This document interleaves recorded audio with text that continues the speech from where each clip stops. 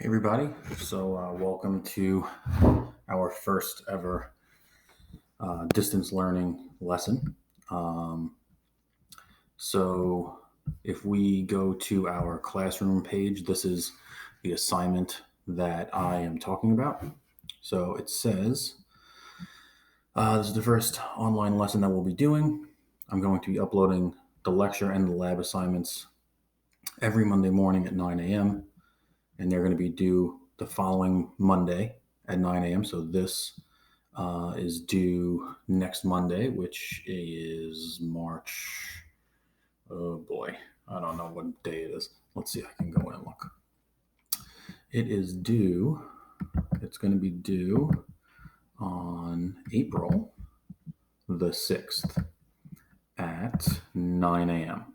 Okay, so you can do it anytime before that, but it is going to be due April 6th at 9 a.m. So they'll all be due the Monday after they're posted.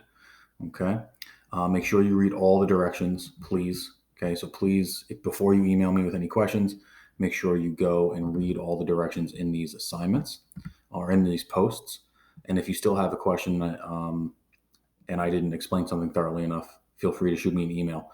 Do not ask me questions through this classroom comment section. Go to your email, send me an email. It'll be much quicker for me to answer you through email than it would be for me to answer you through comments. Excuse me. So this is what you're supposed to do today. And this is going to, like I said, this is going to be due April 6th or whatever it was that I just said before. Okay. So you're going to watch this video, what you're doing, and you're going to take notes. If you need to take notes, this video is not going to have too many notes, but it'll have some. Then we're going to have a virtual lab, and that virtual lab is listed right here. It says PCR. Then you're going to, on a separate Google Doc. So when you open this up on the top right-hand side, it'll say create, I think. And then you can create a Google Doc and you're going to answer these 9 questions. Okay, so you can copy and paste these 9 questions onto your Google document and answer those 9 questions. And all of these questions can be answered from the information on this website. So this website actually looks like this. Okay, this is the website. So it's University of Utah has a virtual lab for something called PCR, which is what we're going to do today. So all you got to do is hit begin and you go through the lab. It doesn't ask you any questions on the lab. It just shows you how PCR is run. And I'm going to be talking about that for a little bit now as well. But all the answers for these 9 questions can be found in that virtual lab. If you don't find them in that virtual lab, feel free to surf the internet to answer these questions as well. Okay. And again, this is due next week, next Monday by 9 a.m. So let's get into it. So what we're looking to do today is we are going to, what we've done already. We've done DNA extraction. We did that in the lab. And make sure to hand that lab in. Okay, that lab is due. There's an assignment for it on Google Classroom. Okay, just in case you haven't seen it already. Okay, so we've done DNA extraction. So we have our DNA in a tube, right? In the lab, we were able to take our DNA and get it extracted from our cells using a whole bunch of different chemicals and things like that, right? So now why would we do something like this? One reason that we would do something like this is we want to study the DNA, right? We want to study this DNA. Another reason is we might want to compare this DNA to other DNA. Okay, so that can be if you were to study plant species and you wanted to see how closely related 2 different plant species are, you could take DNA from one plant, you can compare it to the DNA of another plant, and you can kind of see what the relationships are between those 2 plant species. You can do the same thing with humans, right? If you had a paternity test,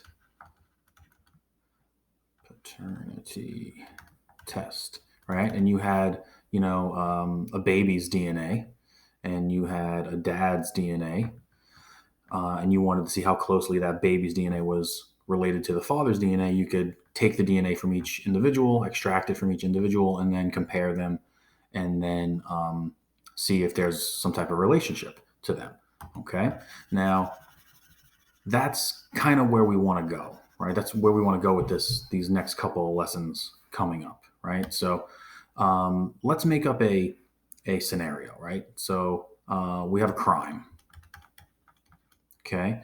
And this crime deals with a murder, and that murder has DNA from two people. One is a victim,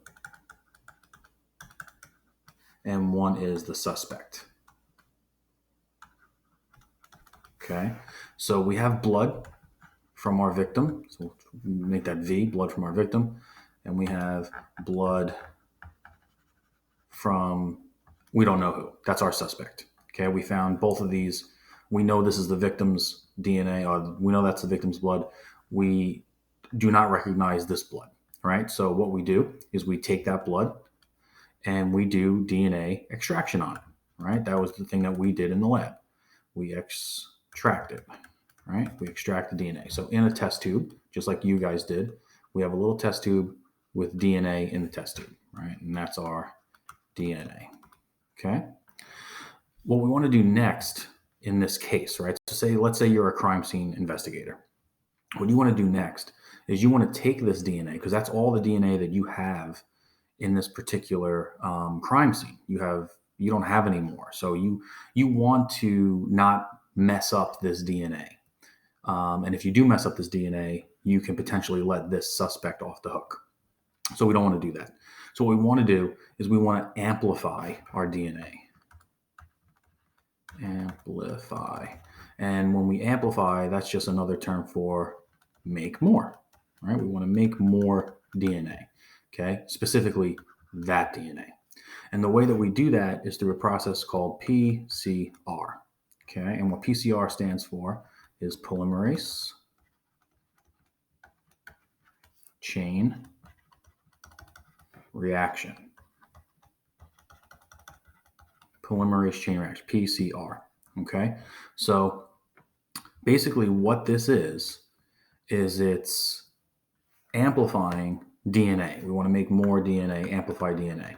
And the reason we want to do that is so that we have enough DNA to use in all of the different tests that we want to run, right? So if we wanted to compare DNA of plants, we could make or amplify the DNA of all the plants that we want to compare, and we can do numerous tests on all different parts of this particular plant's genome, right? If we wanted to look at the two different suspects in a crime, we can compare that, and we would have enough DNA to do as many tests as we want, right? If we only use this DNA and we use this DNA for one test, then we're done. There is no more DNA there.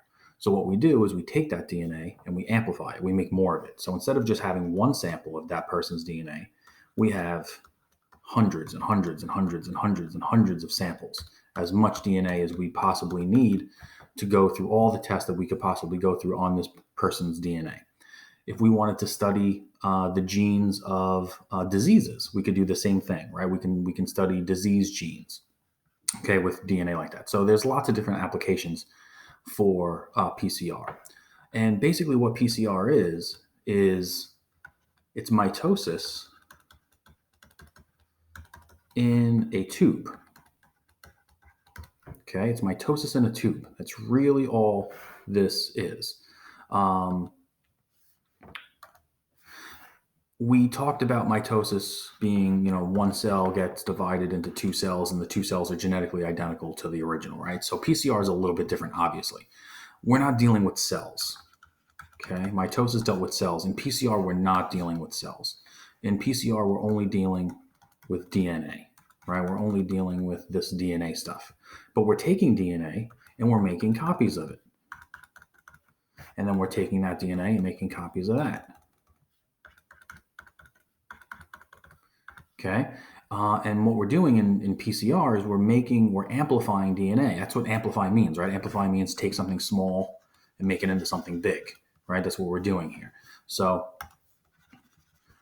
we're taking a tiny piece of DNA, one single piece of DNA, and we're amplifying it, making it lots of pieces of DNA.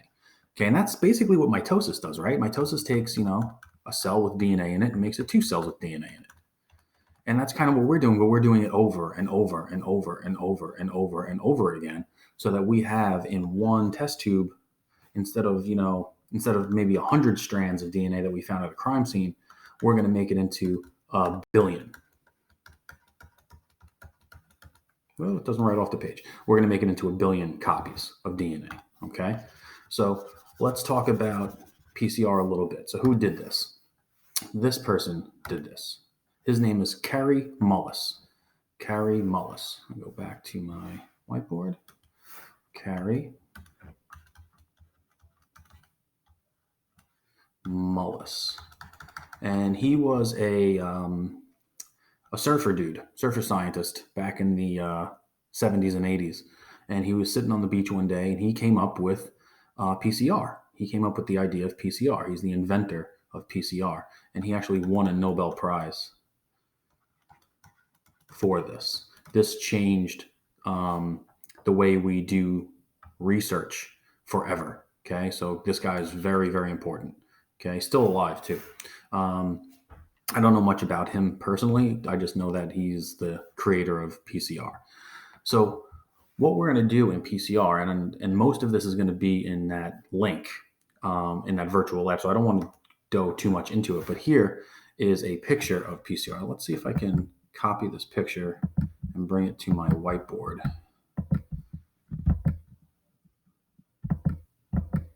It doesn't look like it, but it looks like I could save it. So let's see if I can do that. Sorry, I'm doing this. This is the first time I'm giving this a shot, so bear with me. Reaction.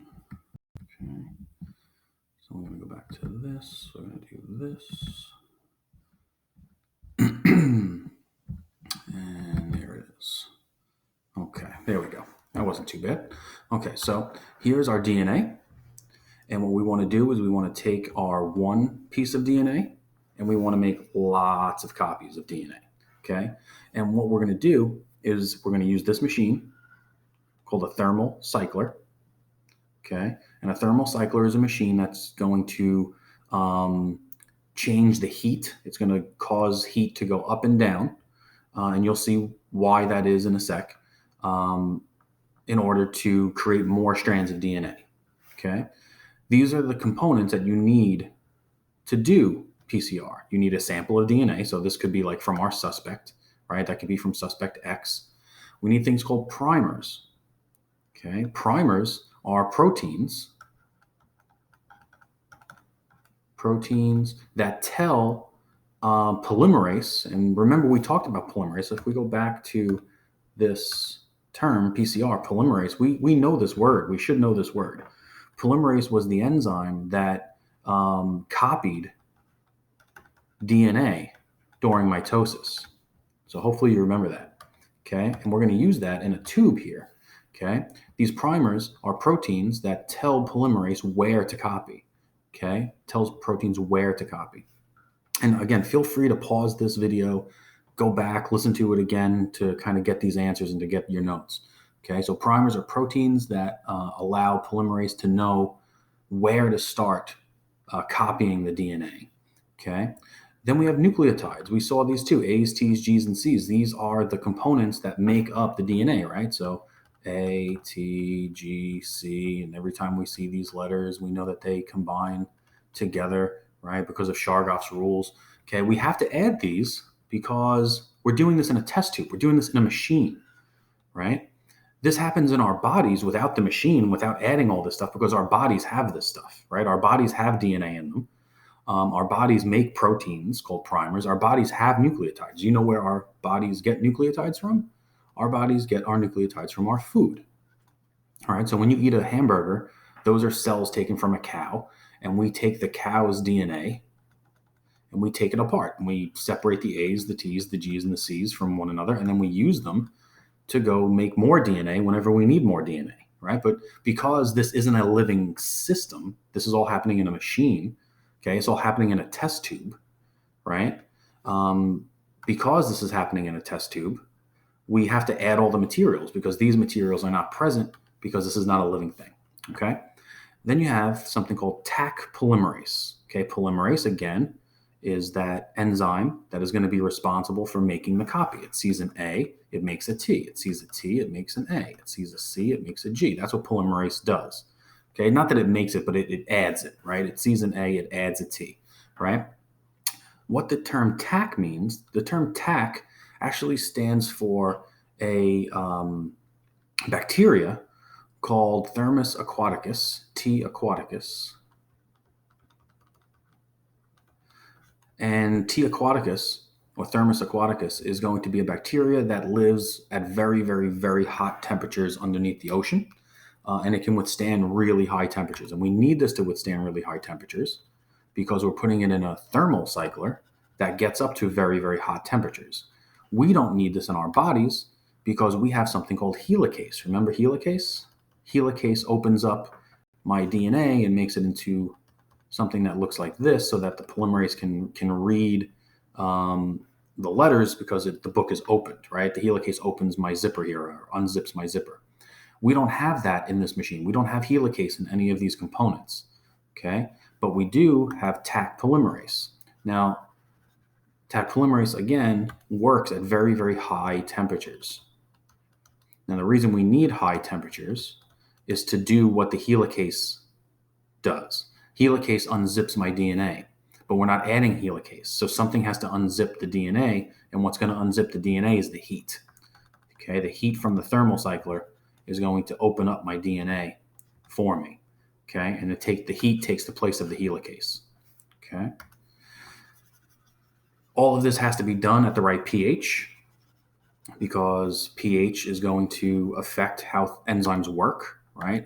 If your stomach enzymes are not proper, you get indigestion, you get heartburn, okay, things like that. And that's what Tums and Maalox does. It adjusts your pH. So we want all of this in this because all of these things are going in this tube. Every one of these things is going into this test tube, okay? And we want the pH of this test tube to be the right pH. So we have to add something called a buffer to that test tube. And buffers basically make the pH correct, right? We want that pH to be the right pH, whatever that pH might be, okay? So we take all these things, okay, all these components, and we put them into our test tube, okay? We take all these things, put them into our test tube, which is called a PCR tube, and we put them into a thermal cycler, and the thermal cycler is going to run through different temperatures. And you can see those temperatures here on the picture, but you're also going to see them on the virtual lab. Right? So the temperature here, 95 degrees, 55 degrees, 72 degrees, it's cycling through, right? And it's going to, and when we say cycle, it means it does more than one. So it gets up to 95, and look what happens at 95 degrees. At 95 degrees, my DNA opens up, okay? It then drops, this machine drops the temperature to 55 degrees so that my primers can do something called annealing. Annealing is the attachment of my primers to my DNA. And then once the primers are annealed, okay, it goes up to 72 degrees Celsius. This machine brings it back up to 72 degrees Celsius. And look, we get 2 strands of DNA. So we went from 1 strand of DNA to 2 strands of DNA in one cycle of PCR. Okay, this takes about 15 to 20 minutes for these temperature cycles to occur, right? And all these things are being used, right? This DNA, these primers attaching, these nucleotides being added, right? So here's our primers are being used in this section. Our nucleotides are being used in this section. Our polymerase is being used in this section, okay? The buffer is being used in all the sections, right? All of these sections, the primer is being used, okay? And that's one cycle, takes about 15 to 20 minutes. You set this machine up to do 24 hours. Usually you set it up in the lab, you hit the button, you come back 24 hours later. If what's going to happen in the next cycle, in cycle 2, if you did this a second time, it's going to do it to both of these new strands. Okay, so in cycle 2, you're going to go from 2 to 4. In cycle 3, you're going to go from 4 to 8. In cycle 5, you're going to go from 8 to 16, and so on and so on and so forth. And this takes 20 minutes of time. If you do this for 24 hours, you're going to end up with 1 billion copies.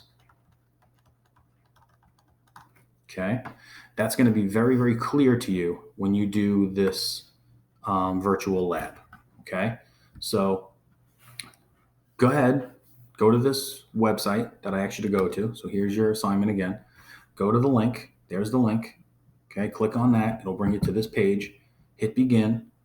Go through the lab. Read what it says. Take notes on the lab. Okay, and then come back to your assignment and do these 9 questions and upload it. Okay, you got 1 week to do it. And if you have any questions, feel free to ask me. Okay, thanks, guys.